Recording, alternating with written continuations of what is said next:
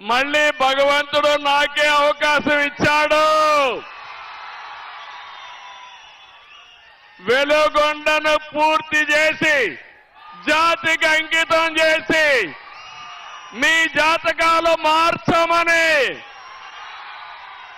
అవునా కాదా? అవునంటే గట్టిగా చప్పట్లు కొట్టి చెప్పండి.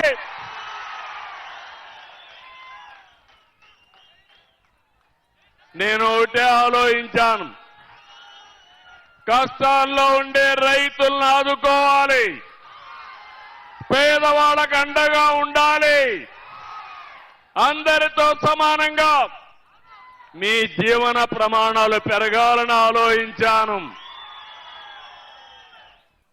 అందుకే ఆ రోజు నేను ఫౌండేషన్ వేసిన తర్వాత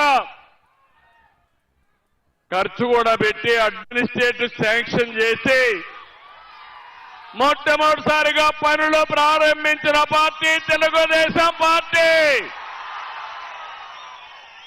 అవునంటే గట్టిగా చప్పట్లు కూడా చెప్పండి అవునని.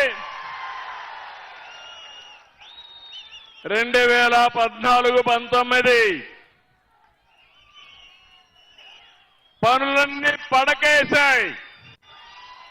మళ్ళీ ముఖ్యమంత్రి అవుతానే నేనే నేరుగా ప్రాజెక్టు దగ్గరకు వచ్చి పనులు పరిగెత్తించిన పార్టీ తెలుగుదేశం పార్టీ.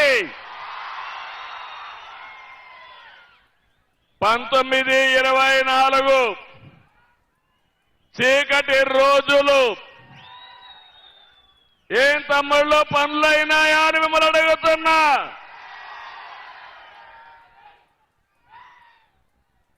మీరందరూ ఆలోచించుకోవాల్సిన అవసరం ఉంది. ఆ రోజు మీరు ఒక్కసారి చూస్తే ఆనాటి ముఖ్యమంత్రి దీనివల్ల 4,35,000 ఎకరాలు సాగుకొస్తుంది.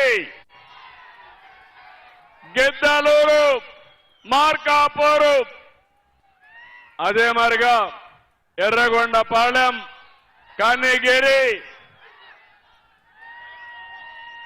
ఈ 4 నియోజకవర్గాలు కాకుండా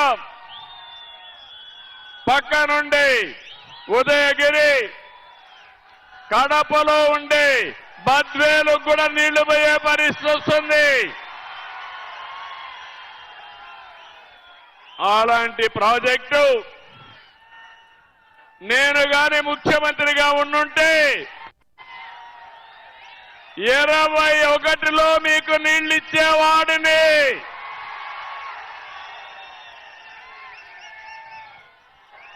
కానీ ఈరోజు మీరు చూస్తే మీకు ఒక మోసం జరిగింది.